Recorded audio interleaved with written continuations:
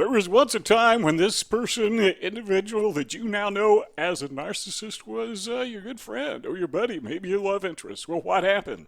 What was that progression that took you from a person that you didn't even know to somebody who is basically destroying your life, or at least they're trying to destroy your life? Well, let's go over these steps.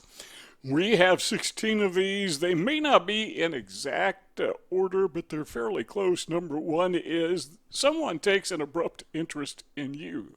You know, just from knowing people, talking to people, being around people your entire life, you kind of know how people react and respond to you normally, naturally.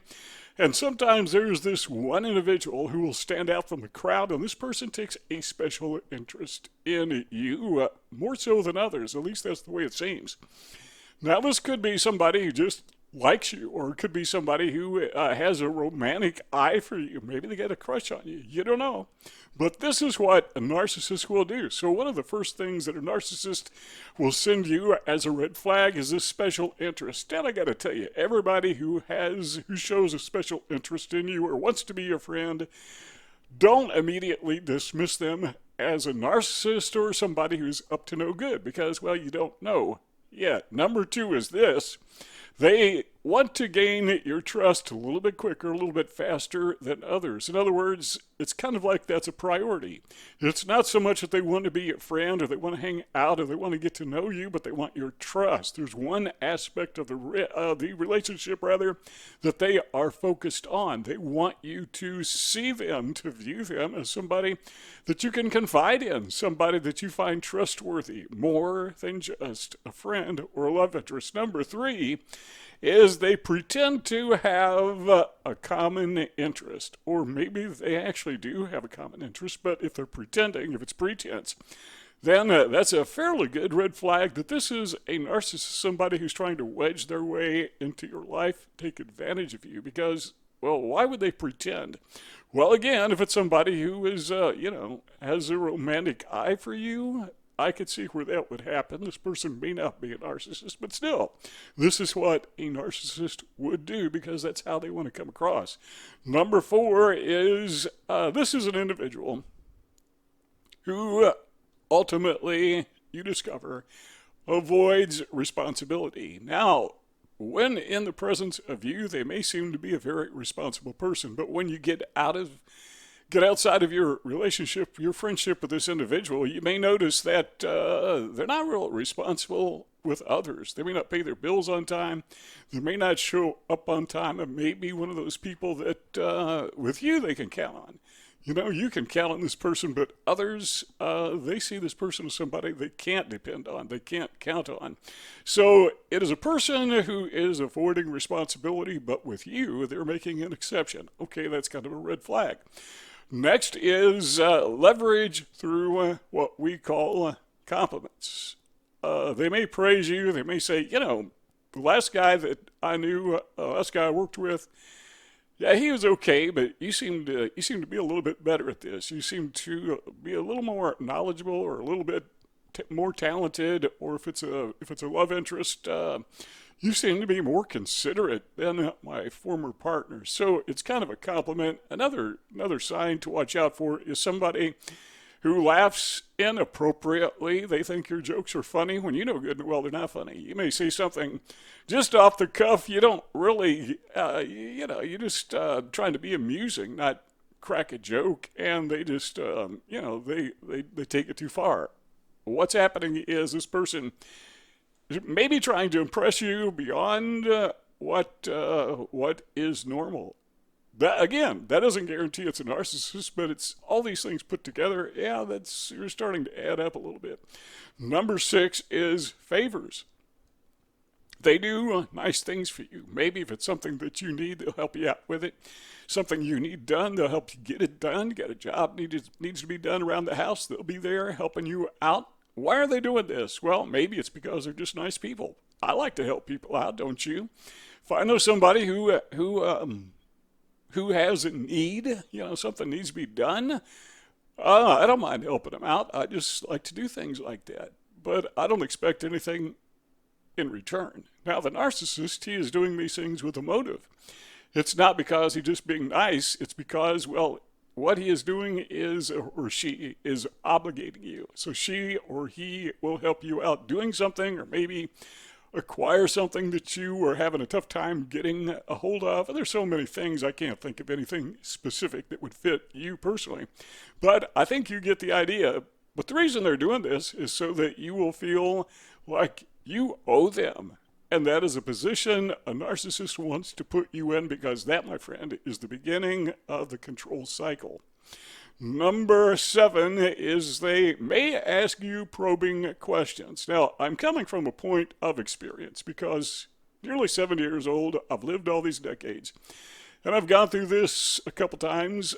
Some of them have been more severe than others. But what I've learned is that narcissists need information about you, in this case about me, so they can use that information later. They can twist it, and they will twist it.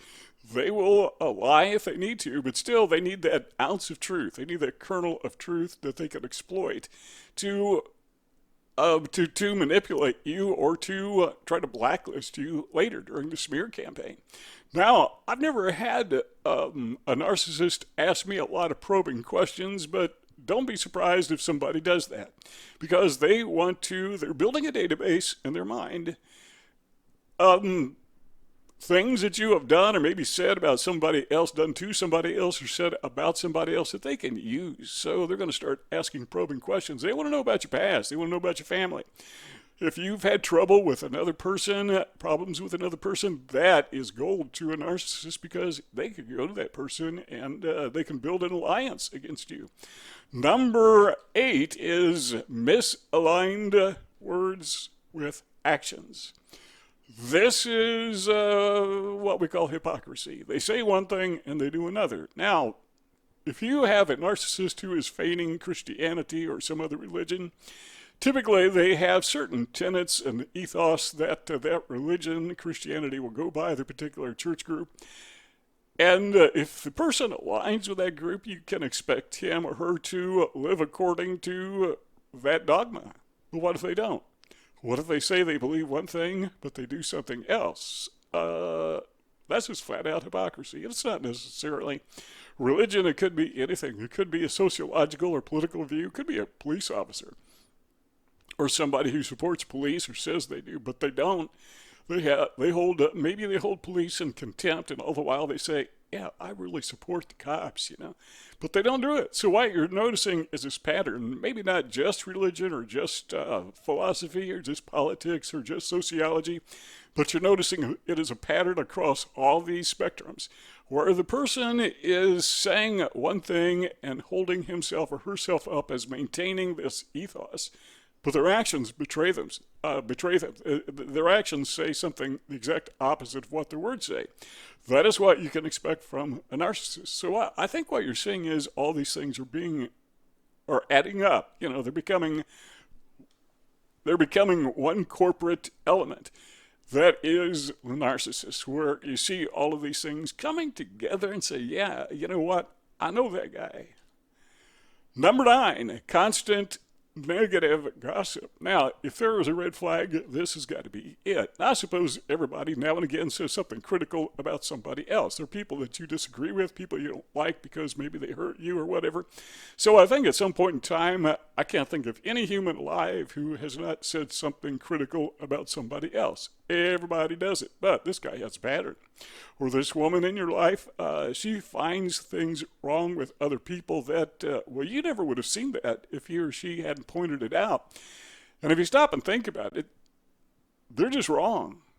But the problem is we often don't think about it. We just take their word for it. And that is one of the reasons that a smear campaign is so dangerous, is people just believe. And maybe you found yourself believing this negative gossip, and then but you see a pattern. I mean, this guy or girl says everybody is arrogant, or everybody has this other flaw, typically the flaw that the narcissist himself or herself has, because it's projection. Number 10 is now they turn on you. Okay, you've seen these patterns of hypocrisy. You see a pattern where they are critical, negative toward others, and now they are turning against you, and they become what we would say patronizing, or they become condescending. That is to say, they like to put you down. One-upmanship.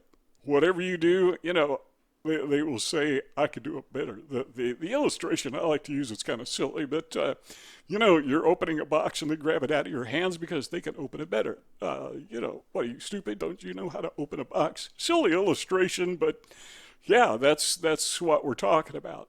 Patronizing, condescending. Number 11 is they must dominate conversations. I know there's a lot of people who do this, but when you add all these together, one thing you find almost always in a covert narcissist, well, an overt narcissist for that matter, or a grandiose narcissist, is they like to dominate the conversation. Could be just you and this person having a conversation, or could be a group, but somehow they've got to be the person that knows the most and everybody else has to listen to. Sometimes, they'll sit back and listen just so they can collect information, but particularly when it's you and the narcissist alone, they're right, you're wrong, and they're going to tell you about it, and it doesn't matter what you say, you cannot possibly be right, and you got to shut up and listen. When they're talking, you shut up and listen. They will talk over top of you, if need be, just to show you that they are in control. Now, they don't do this at the beginning. Remember when you first encountered your narcissist and they got involved in your life? They were so kind. They were so considerate. They were so, they were almost condescending in reverse, where they would give you the upper hand so that you would confide in them. Now it's reversed. So you see how this thing is progressing and it's getting deeper. Number 11 is they dominate conversations. Number 12 is hidden true intentions begin to emerge. Okay, so the guy borrowed a few dollars, didn't pay it back. He's down in his luck, having a rough spot in life. He probably just forgot about it, no problem. I can overlook this, it's not killing me. Then he does it again. Or, they were supposed to meet me here and they forgot. I can overlook it. I didn't get stood up. You start making excuses for these people when what they're really doing is they're just taking advantage of you. They are using you to their end. They're taking supply from you. What is supply? Well, that's anything that feeds the narcissist ego. We've talked about that in other videos. I'm sure you know what that is by now. So those hidden intentions begin to become very evident, very different from what it was like at the very beginning. And you start to wonder, geez, I didn't really know this guy. But you're still not at that point where you're ready to, throw away the relationship. You're just saying, you got to get to know people. Number 13 is they focus on your insecurities. Now, remember we said before, and we've said this often, the narcissists retain a database in their brains where they keep track of everything that you said, everything you've done, so they can twist it, turn it, and use it against you. They want to focus on your insecurities. What are the things that you fear? What are the things that you are afraid of? And what are your weaknesses, just besides insecurities? Well, if you're being abused by a narcissist, I can almost tell you what your weaknesses are because they're my weaknesses. One is gullibility. You just believe people when, you should know better. You're just one of those people that take people at their word. You're just gullible, You just accept them for what they pretend to be and don't even stop to consider this person could be someone else. So the narcissist is focusing very specifically on your insecurities. Number 14, the narcissist will make you feel stupid and foolish. And when it's you and the narcissist, even though that is important to the narcissist, so that you will understand in this relationship, he or she has an upper hand. So we have this understanding between you and the narcissist that he is in control, she is in control, and you're not. He is the leader, you are the follower. They have established that small increments at a time, baby steps at a time, but now you are there. To keep you there, he or she makes you feel stupid, makes you feel foolish. Every opportunity they can. It could just be a slight, it could be a remark about how you didn't do something correctly, And all these things start to add up, but it's very obvious that the narcissist, this person in your life, this is the smart one and you are the dumb one. But they do this in front of other people too. They love to humiliate, at least the narcissist I've been around, love to humiliate you in front of others. They like others to know that you are subordinate to the narcissist. They love that because that's what it's all about. It's about feeding their ego, and now they are all puffed up. Man, what a difference between the person that you met earlier. What happened? Number 15 is they love to make you feel guilty. If something goes wrong, and believe me, it always goes wrong with a narcissist because, well, the guy's ripping you off, taking advantage of you. But he or she wants to make you feel guilty. Like, hey, it's all your fault. You know, if you had done it right, if you hadn't been this way, if you had said this and not that, if you had been here and not there, if you had been at my beck and call, you know, I told you should have taken that turn or you should have done this. They make you feel guilty because, well, you're the one who did it wrong. You know what that is? That's gaslighting. And they make sure that everybody else knows that, you got a problem. That's a smear campaign. Number 16 is gaslighting. That is to make you question your abilities, to make you question, shall we say, your sanity. Maybe that's a little bit overboard. I'm not sure that every narcissist tries to convince you that you are going insane, but they want to make you feel culpable. They want to make you feel like you are somehow to blame, that it's all your fault, that you feel, well, as we said earlier, you just feel guilty, that you're just a bad person. That's gaslighting.